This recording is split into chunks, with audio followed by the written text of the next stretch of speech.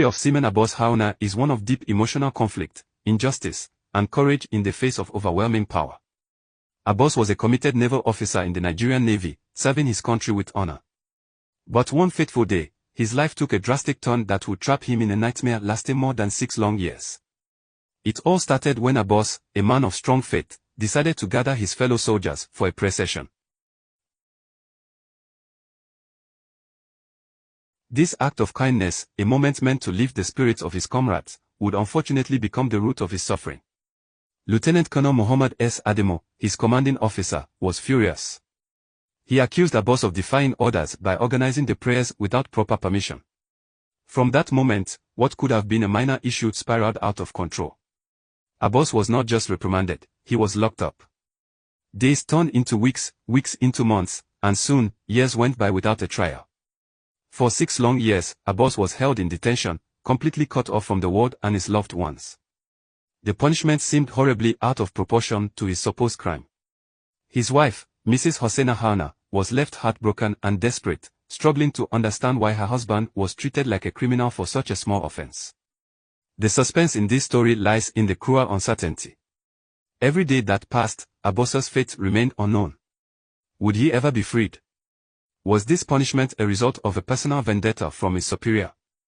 These were the questions that haunted his family and supporters. Then, after years of silence, Mrs. Hosseina broke her quiet suffering.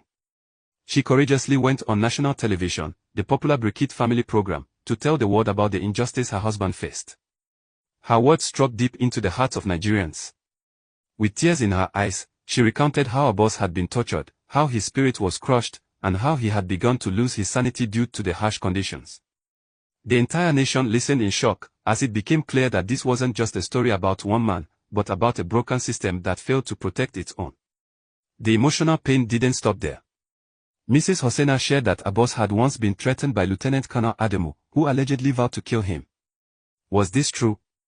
Was Abbas's life in even more danger than anyone had realized? The tension grew as these shocking claims added a dark layer to the story. Public outcry followed. The Northern Elders Forum, (NEF), a group of influential leaders, condemned the actions of the military. They couldn't believe that a soldier, who had done nothing more than pray with his peers, was subjected to such cruelty. They questioned the very heart of the military's values. How could an institution meant to defend the country betray one of its own? As more people spoke out, the Nigerian government was forced to respond.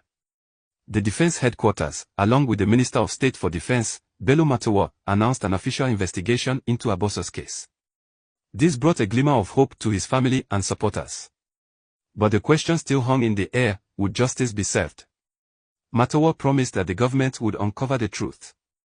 He reassured the public that the Nigerian military was built on principles of justice and fairness, and any wrongdoing would be punished.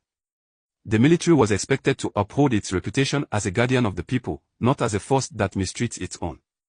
The investigation gave everyone a brief moment to breathe. But even with the government's involvement, the conflict raged on. Abbas's health had deteriorated during his long detention. Reports surfaced that he had lost his mental stability, with signs of trauma from the years of abuse and isolation. His wife feared that if something wasn't done soon, Abbas would never recover.